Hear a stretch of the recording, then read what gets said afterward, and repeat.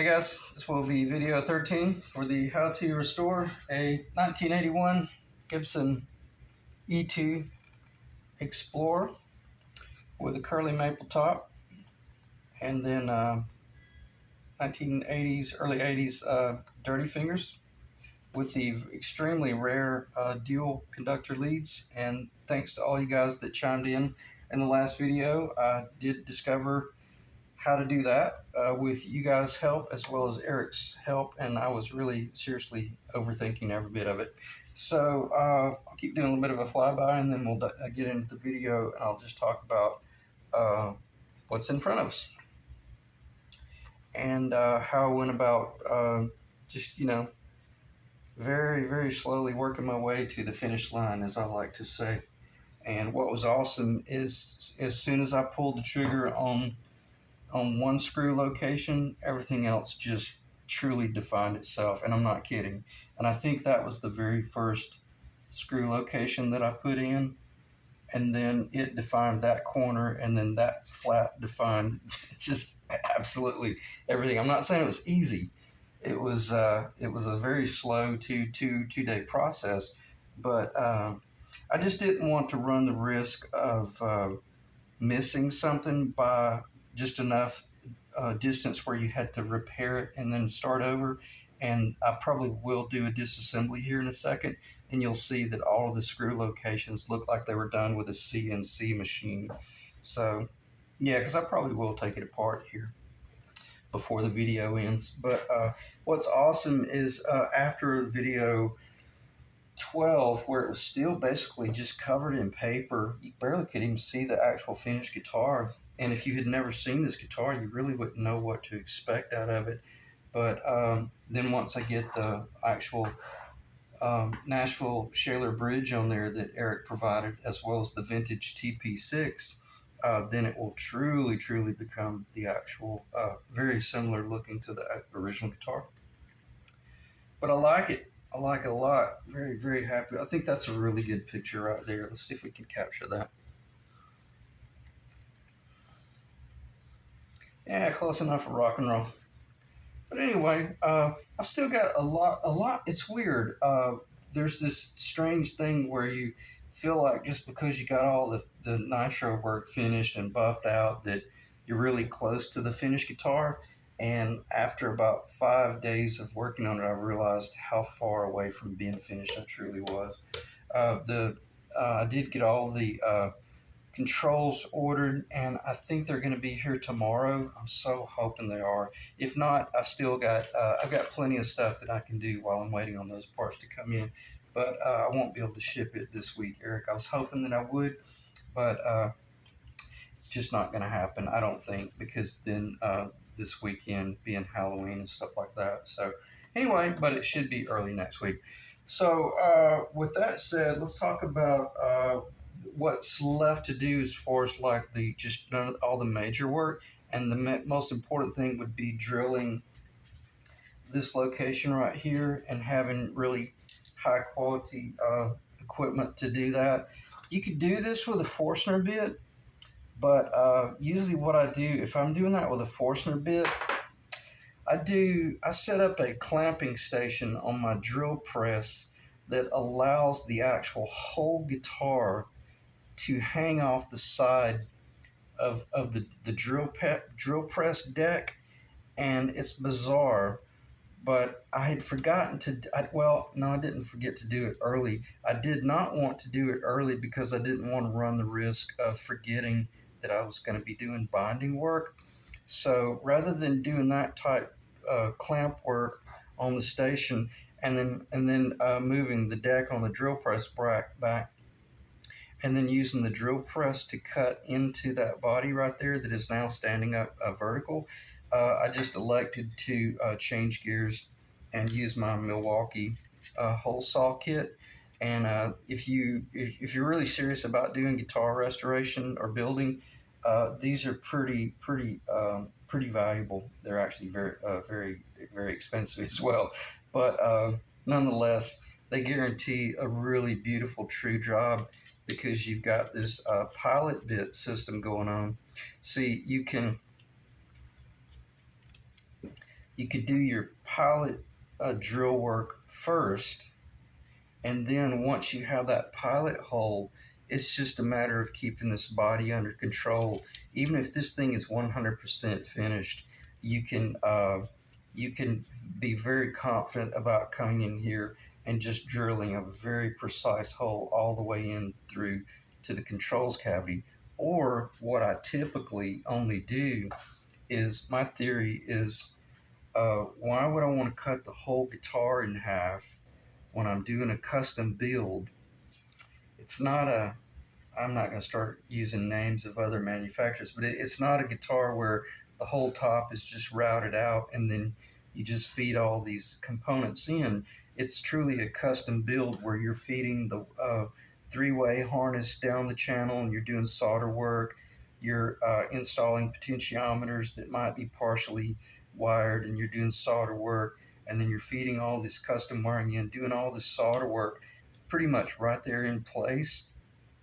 So with that said, why drill this body completely in half when all I need to do is just drill deep enough to receive the switchcraft, and then at the back here, once I determine that depth, then I'll just cut a small, like a just slightly over 1/8 inch hole, continuing on into the controls cavity, and therefore leaving as much wood in the body as possible. So with a tool like this, you can take your Sharpie, and I'm not gonna, if I make that Sharpie mark, I might forget to take it off, but whatever that your control depth is, just make your Sharpie mark, and then you just watch it until you achieve that, and then you stop and remove it. Then I don't know why I'm talking about this. I need to just stop talking about this. All of the wood will still be there, but then if you're really good with a chisel, then you can just pop it and you can ease some of that wood out and then come in with a Forstner bit. The reason I'm talking about that, once you have a defined a location for that the output jack location, then you can trust putting a Forstner bit down in there and cleaning up the bottom. But I got myself in trouble actually not too long ago, a few years back, where I was trusting the tip of the Forstner bit to stay on point, and I missed it by just enough to make certain that that it frustrated me. But fortunately, everything covered. But once I removed the cover, you could always see that I missed that location by like a 1/16 of an inch. And it didn't matter because once it was covered up, it was fine. But nonetheless, if you see with this guitar right here, you don't have that liberty because you're working with a very narrow cover, so you got to be real careful. You gotta get it right the first time. Okay. So sorry I went off the rails there, but nonetheless, when you're at this point and you've basically got a guitar that's pretty much finished, that's when it gets kind of stressful because you know that you run the risk of losing the guitar if you're not careful. All right, so let me check the time. 8 minutes, 9 minutes almost. Have no idea what I've even talked about because this is the 4th or 5th time I've done this video again, and just keep getting way too long-winded, and it just is what it is. So with that said, I know I haven't removed the pick guards yet, so let's do that. Let me get this stuff off the table, that way I know to stop talking about it. And talked about the, no, I didn't talk about the potentiometers. I think I may have mentioned that, yeah, I think I did, that I'm hoping they're going to be in tomorrow, but I do have plenty of wiring that I can do in the meantime, so that'll keep me busy. So with that said, the crazy thing is, try not to scratch it. The guitar plays. Yeah, if I don't go ahead and talk about this, I'll forget. This is so absolutely incredibly important. The guitar plays like a dream. The tone is off the charts, down the middle, train wreck, mid range monster. And what was so incredibly rewarding was to discover this right here. From a visual standpoint, um, and this is very close to a finished guitar. I'm glad I just went off the rails and almost forgot to talk about this, but that's very close to where the pickups will actually end up being. So I'm so incredibly happy about this height right here, but not nearly as important as this height right here on the a D and the G string.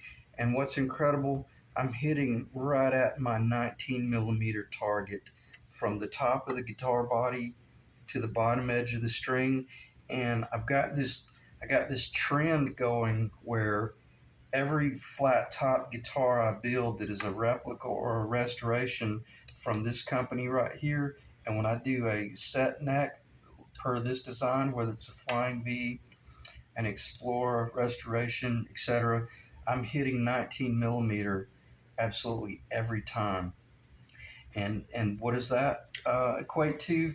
Uh, Incredible predictability and a guitar that actually looks like it came from the factory, because you end up, I know this is not the bridge that's going on here, but when you start looking at this distance between the top of the guitar and the bottom edge of that thumb wheel, I'm hitting that on every guitar, and that feels so good because it's the predictability not only feels always feels the same, but it actually causes everything else to just fall in place.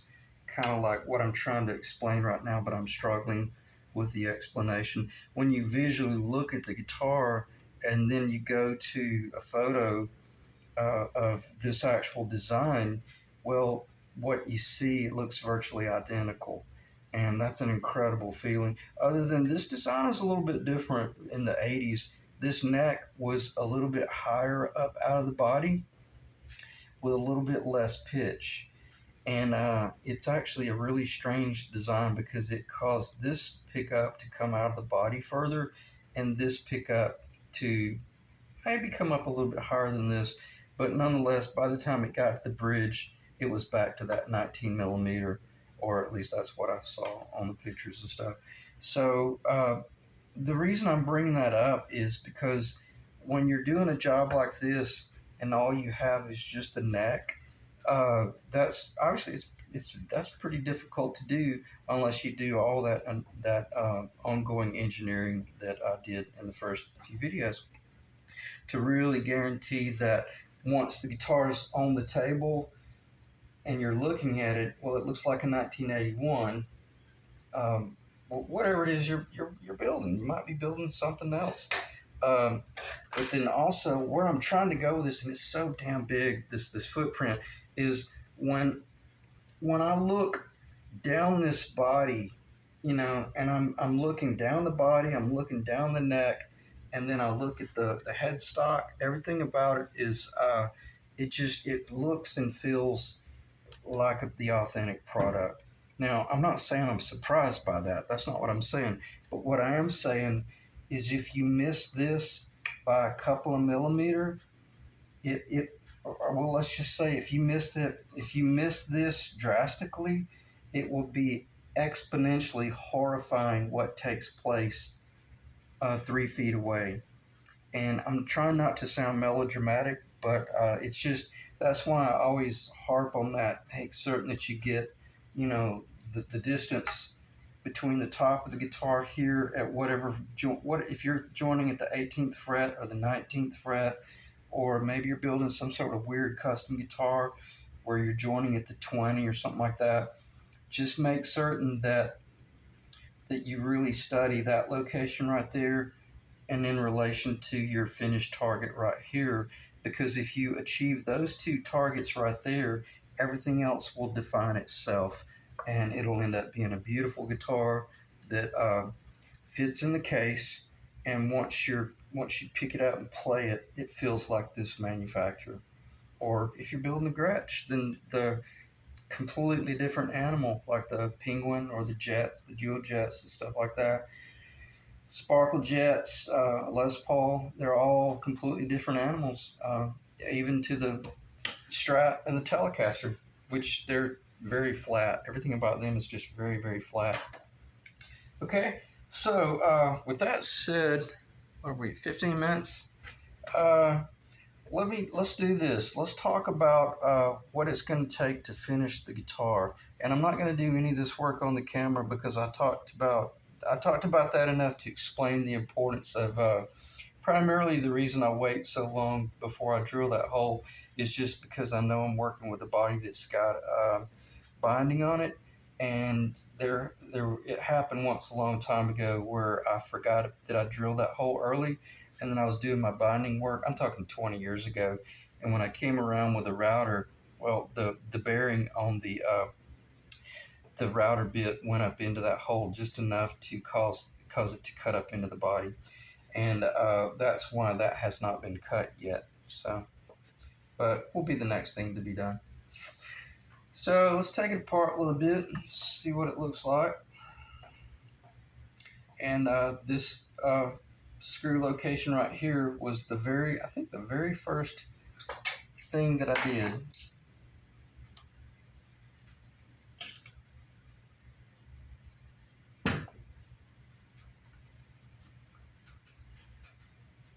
I don't think this is very tight, but these work really incredible to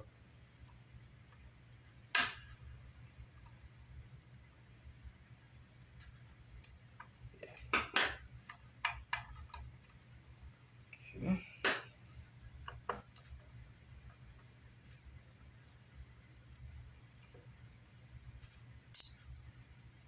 And this is something I never really got to clarify in the early videos. That was something it was conceptual, but I didn't really know how I was going to get there. Was how much of the actual maple top was I going to be able to leave in the guitar, yet still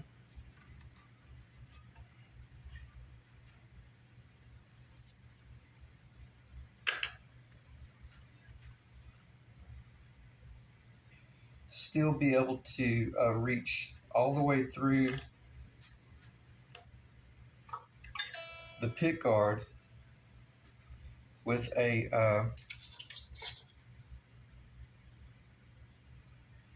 deep well nut, the way you would address a Gretsch hollow body or like the SG. I don't know if the Les Paul, yeah, I think that, yeah, the Les Paul, I think the tradition, I know the Les Paul replicas that I'm building, or any of my arch tops, I'm using that deep well on my three-way. But if you're building a traditional Explorer,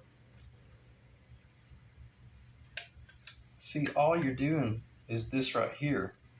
And from a standpoint of functionality, this is awesome, especially if you're building 1,000 guitars a month. I'd never be doing this crap right here if if I'm building 1,000 guitars a month, because I had to engineer out, all of that so that I could drop that three-way down into the body, but also based on what I had considered in the last couple of videos, a few videos back, we still weren't 100% certain that we were even going to do the pick guard. And what's incredible is this is going to reveal, see, that's what it would have looked like if we had have just done the, I'll go ahead and mock it up, because I've never seen this either. And it just lets you know that I might have discussed this a little bit in some of the videos, but when you're truly building a guitar, you got 10 or 15 different things that you're having to consider. Not being dramatic or anything, there's just things that you've got to consider so that it doesn't force you to go in a certain direction later on.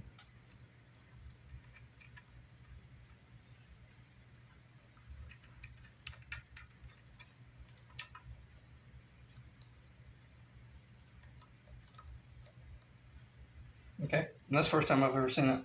So that's what it would have looked like if you were not doing the pick guard, or if in the future you ever wanted to run it without a pick guard. Well, then you still can. It'll have the screw locations from the actual pick guard, but who cares, you know? And that's a beautiful guitar. Absolutely, bar none, just absolutely phenomenal. It looks very, very custom. So I'm not showing that to try to change gears, Eric, because I love the pick guard. To me, that truly defines the guitar. But by doing this engineering right here at the very last, I installed the pick guard, and then once the pick guard was installed, then I was coming in.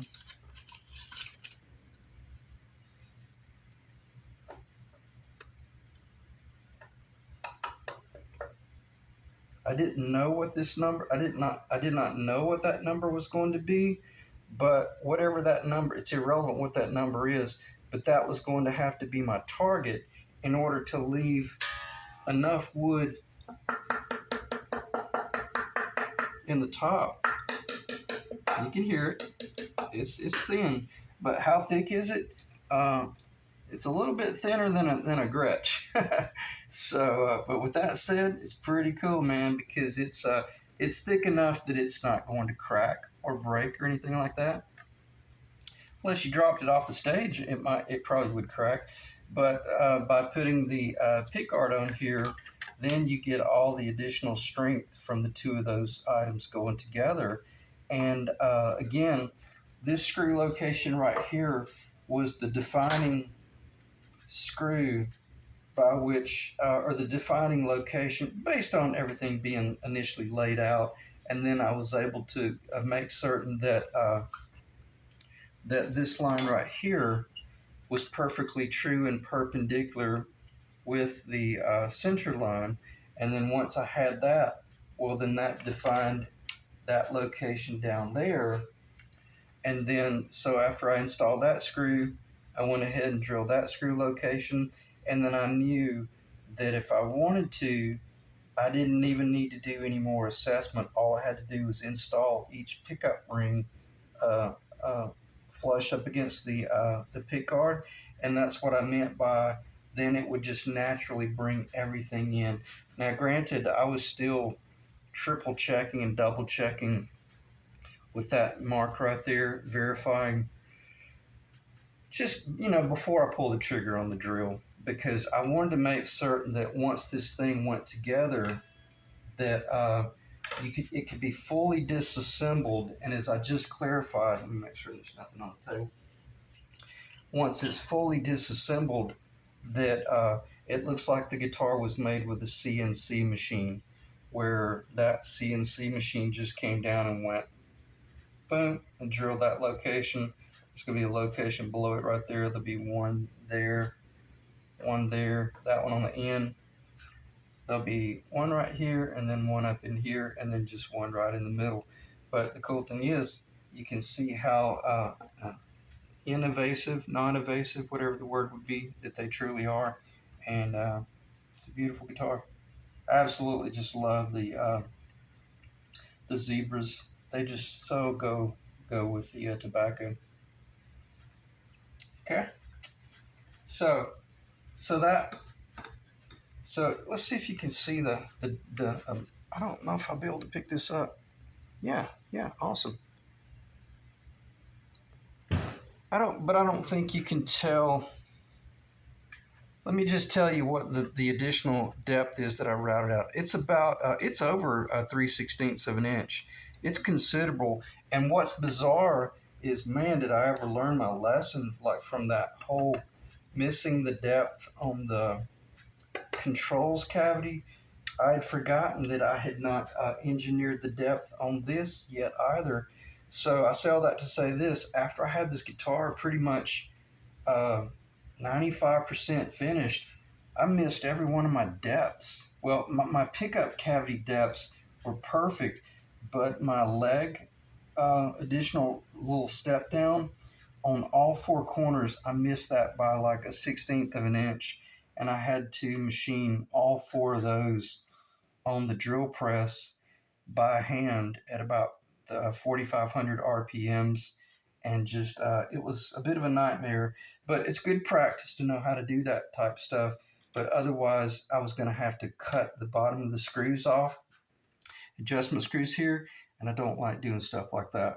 So I initially missed every one of the target depths that forced me to do an enormous amount of like I had to have this up on the table with the big acrylic template, running the router right there at the last, taking that down more shallow.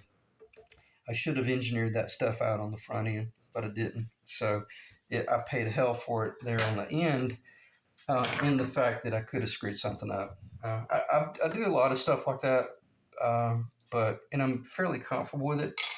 But nonetheless, if you can do more of that on the front end, all the better. So let's see if I'll just go ahead and start taking it apart a little bit, and then probably we'll talk about, I don't really think there's anything to talk about in the controls area because I talked about it enough in video 11, showing that I didn't know what the hell I was doing as far as working with those two dual lead dirty finger pickups. So anyway, I know now. And right now, I've got a small arrow on that. Typically, when I build a custom guitar, if you're okay with it, Eric, I've got a gold Sharpie, like an artist pen. I will sign my name, and it'll be, what is it? Is it fall yet? This guitar was built in the summer, so it'll be summer 2025 is how I'll sign it. And typically, what I do is, it's kind of a signature thing I've got going now, is I put an arrow, like an actual cedar arrow that you would shoot from a bow. I'll sign it in the middle, summer of 2025. I'll do the arrow on the front, and then I'll do the arrow at the bent at the tail with the tail feathers.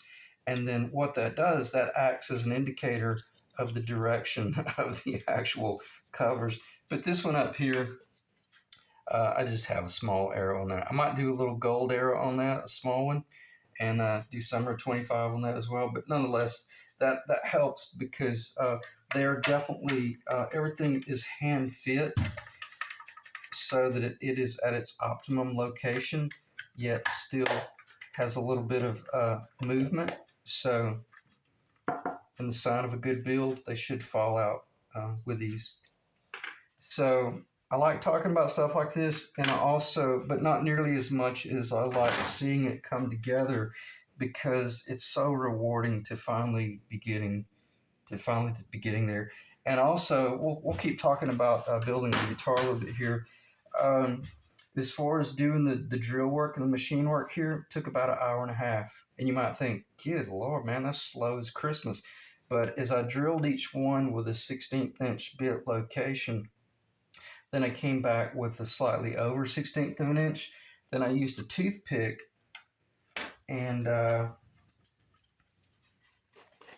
put this Renaissance wax down in each hole, and then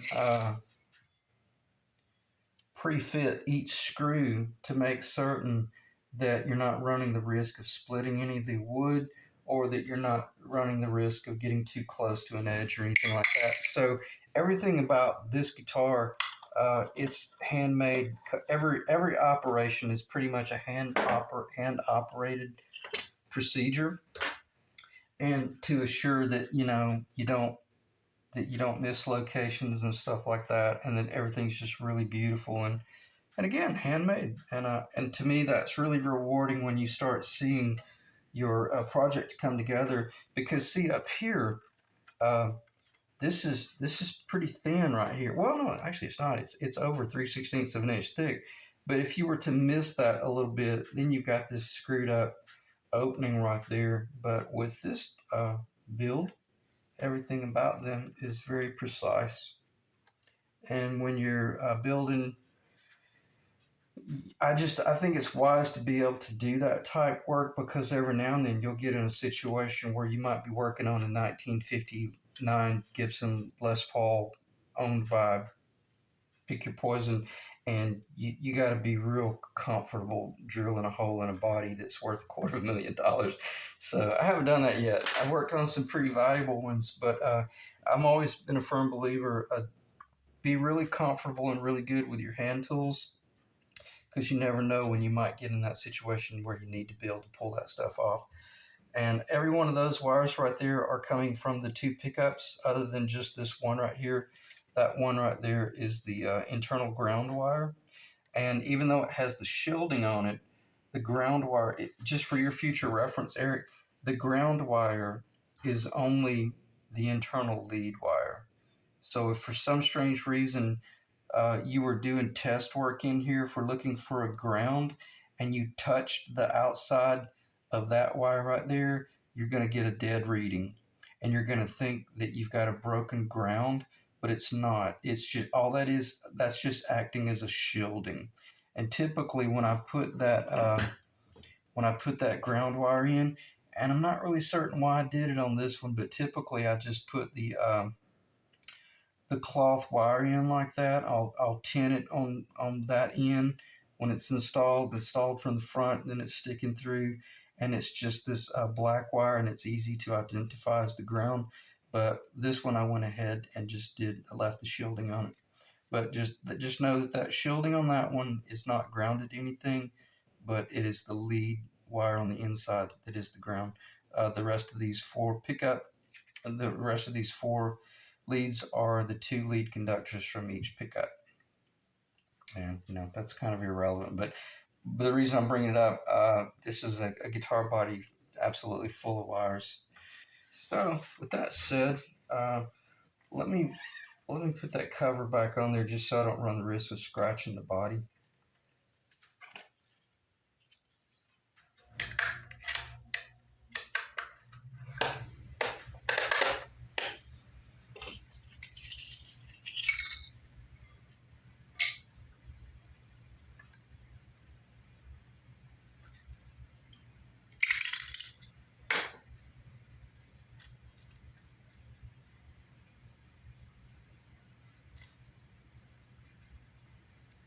And what's awesome,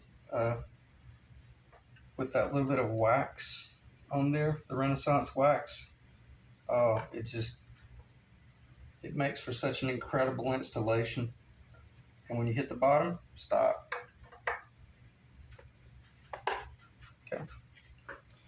So, love the black. It's very cool. Well, the whole guitar, man. And I hate that I didn't play it a little bit more when it had that. Yeah, and I may put that cover back on there because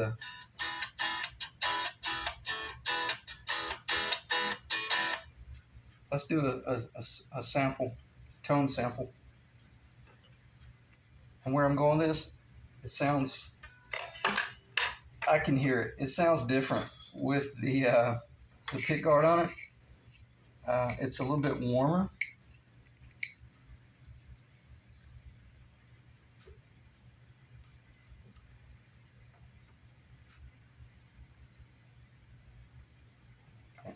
Let me slow down before I screw something up.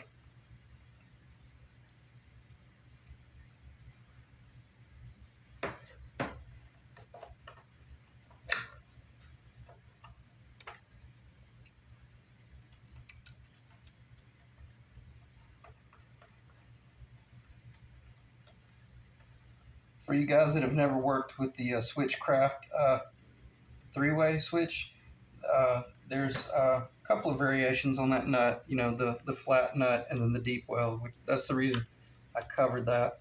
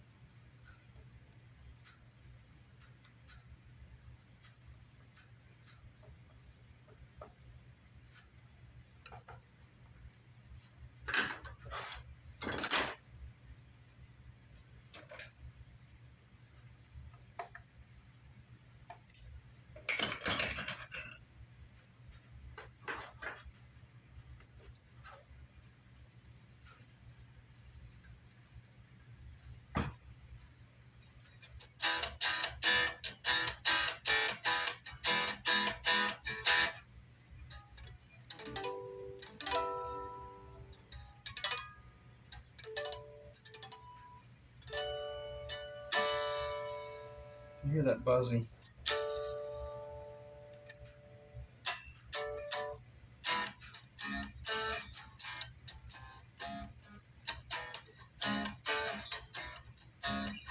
It's driving me crazy. It's got some buzzing right here that I've still got to work out.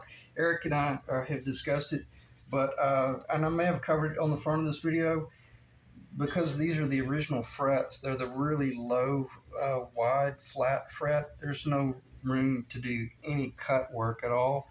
So I've got to be really careful about working this neck recurve to the optimum location. And I'm in uncharted territory here because I haven't worked with a single adjustable truss rod in a very, very long time. And they're not very forgiving. Neither here nor there, but I did have it strung up for about 3 or 4 nights. And within the second night, it was already holding tune perfectly. So I know that the truss rod, where I had it at that particular point, even though it wasn't the correct location, when I came back the next day, it had not moved. It had stayed in tune. So that was very comforting to know, okay, the truss rod's not, you know, loose in here, and it's pulling as it's, as you tighten it up and you get it perfect, then if there's some soft material, then it starts pulling a little bit, relieving, then it'll revert back to almost like it wasn't adjusted. That didn't happen with this neck.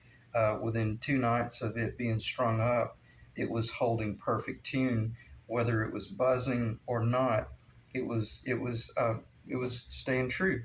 So I say that to say this: if you were working with a guitar like this situation here, where it was kind of an unknown neck, gosh, be so careful, because for some reason that neck, not necessarily this one, but whatever neck you might be working with, was probably removed for a reason. Either it's a broken truss rod, or a defect, a twisted neck, or some sort of warp or issue. But with this one right here, the only thing quite frankly, it spooked me pretty bad when it didn't just go straight to perfect. I was expecting it to go straight to perfect, a little bit of forward recurve, raise the bridge, and no buzzing, but I haven't got to that point yet. And I refuse to just raise the bridge up crazy ass high just to keep it from buzzing down there and put too much forward relief, because I really want to work this guitar up to its optimum point, to where once we go with the 10 through 52s, and Eric let me know that he typically plays them uh, half step down, so this is going to be tuned to E flat. So with the larger string, the 52, it's going to oscillate quite a bit. So this job is probably going to have a little bit more forward relief. I'm exaggerating, of course, but this one's going to have a little bit more forward relief than I typically put in one. But nonetheless, the cool thing about Eric, he's savvy enough to know that once he gets the guitar, if he wanted to, lower the bridge, flatten it out, then that's his call. Because these dirty fingers, they're going to be so brutally powerful. You're probably going to be able to play this guitar with a real delicate touch. And if that's the case, I'm going to set it up that way, Eric, to be played through like a Marshall 412. I'm not going to set it up to be played like a J45 acoustic, where you're trying to project across the audience. But I'm going to set it up to be played like kind of like your SG, because the same thing, where when I was playing that guitar kind of hard, it was fretting out. But then once I really started playing a little bit more delicate, it was perfect with that action. So, but nonetheless, we'll get there. But it might require just a little bit more forward relief than I typically put in one. But as far as the guitar playing, it's got a beautiful tone.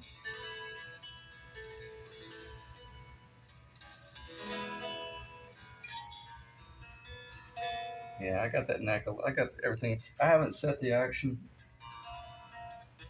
I'm getting a lot of buzzing. I'm just too low. Yeah. Sorry about that. I shouldn't have started to try to play it, but I'll do some tone samples in the last video, which will probably be a few days from now, because it'll be ready to ship here fairly soon, other than waiting on these parts to come in right here. But by then, I will have gotten some of the I will hopefully have gotten all the buzz out of the neck, or at least communicated with Eric what he wants me to do. Whether we do a little bit of dress work on the frets or not, or little bit of level work or not. But and then also I will have by then changed over to the actual TP6 and the Shaler. These are so hard to lay down on the table because of the way they fold forward. And it'll be closer to a finished guitar. So let me check the time. 41 minutes. I can't really think of anything else to talk about. I may do in the next video, probably what I'll do is I'll have the guitar disassembled. Well, I'll shoot straight with you. I really don't know because I don't want to remove the strings just to get these pickups out, just to show you how beautiful of the install the pickup rings are. Because right now I want to keep this neck under tension for like 4 days straight, so that I can truly continue to tweak out all of that stuff that I was just talking about. So apologies there for not being uh, more on point about what was I was even trying to explain. But I did want to remove that so you could see the guitar and how we were able to leave material in the top with this one. But see, Ed, we won't be able to do that with your guitar since we're not doing the back cover. And I'm not saying I want to do that because, quite frankly, this is an enormous amount of work to pull this off, especially if we know your guitar is going to be a gold top, which we do know, and it's going to have a pick guard. We know that for a fact. Well, if that's the case, then all I'll have to do is obviously leave all this body material intact in the back, but then drill or route out a very, very small access hole on the top. And then all that wiring harness will be feeding in from the top. Will not affect the tone of the guitar at all, because what got removed on this guitar got left in place on the front, but on your guitar, Ed, what is left in place on the back will get removed from the front, or actually less. That ought to make perfect sense, and then be a good point to stop the video, because I don't really see any point in doing any more assessment until the last video. I'm looking at the table over here. The only thing that I didn't talk about was when I was laying this out. I don't know of anybody out there that's even interested in this type of stuff, because I really haven't heard any of the guys that watched my channel talking about building an Explorer. But I'll cover this just in the event there's one person out there. When I was laying all this out, I took advantage of these white pickup rings here because it allowed me to actually see what I was doing. So, but when you're working with a black against black in a black smutty location like that, man, you can really lose your bearing and get confused. And also, the end of this fretboard is not absolutely perfectly straight across. It has just a little bit of a radius to it, and that was probably just when the neck was being built. It got put up on a oscillating sander and just cleaned up a little bit when they were easing off the edges. And who knows, they might have put just a little bit of a round to it, and who knows but what they might have gotten a little bit heavy on one side. But I didn't pull out um, the the mic and start micing anything. I just relied on these true center line of the body and these, quite frankly, the machine lines of the locations of the pickup cavities. I trusted them from a perpendicular standpoint more than I did the fretboard, into the fretboard. And then by adhering to that and looking at the edge of this pickup ring, whether it's the tall one, the white one back here, and then assessing where this needed to go, which it went exactly where it needed to go. And once that screw went in, I mean, literally, this pickup ring was able to sit atop that, and it was beautiful because the actual line in here was absolutely 100% perfectly parallel or flush with the line of the pickup control cavity route, meaning the perpendicular cuts, whether it was on the front or on the back, and not just in this location, in this location as well, because I cheated a little bit. And oh, this is so important. And see, I was able to use this white cover as well.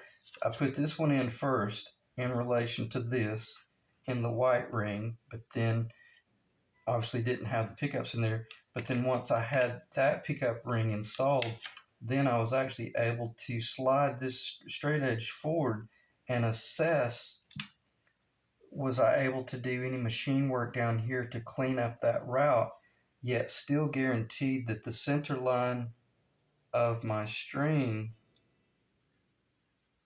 was perfectly in line with the pole pieces. So you see all these points of reference. And what was incredible is I don't know how it happened, but I was able to machine off just a little bit of material back here, probably about the last 30%, and it squared it up perfectly. But I was still able to maintain the perfect center location under the E and the E. Well, actually, all the strings. And I have no idea if it's showing up, but if I roll it, it'll probably eventually show up. But on both pickups, I couldn't have asked for a better build. And even the weird spacing in between these two pickup rings is identical. And that's factory original. That's how they did it from the factory. But anyway, I did machine that corner out a little bit, and it allowed that baby to fall in place and maintain perfect consistency. And I got real nice brand new springs on there that are pretty stiff, brand new adjustment screws that are nickel plated, and these pickups are not sloppy at all. They're real stable, so we're not gonna have to worry about any sort of sagging. Okay, a lot of moving parts, but it turned out incredibly well. And I can't really think of anything else to talk about other than once I defined that location right there, pin that location down there, got that one in, it was true, did not have to move the bridge, period, at all. And then once these anchors go in, they will now be drilled in the exact same location, and everything will just line up perfectly, and be a true guitar. So I appreciate you guys dropping in, and I can't think of anything else to talk about. If I do, I'm just gonna kind of be going off the top of my head and rambling a little bit. I don't really see the point. I think I talked about that controls cover location and the importance of holding off on doing that type work until very late in the job. Even if you're pretty much guaranteed you're not going to do binding, because at a minimum you're going to be rounding over the edge, easing the edge. Very unlikely unless you cut an enormous hole. But even if you're rounding over the edge, the bearing on the router bit might drop into that location and get you in trouble, especially if it's a clear guitar and you don't have any room for concealment. So going once, going twice. The next time you see the guitar, it'll have the TP6 gold. The Shaler bridge will be installed. The saddle's cut, intonated, and probably won't do another video doing the wiring. I'll just talk about it after it's all said and done. And nonetheless, then it'll be ready to box up and ship to Massachusetts. So appreciate you guys checking in, and I'm looking at the table one more time, and I'll see you in the next video. Thanks.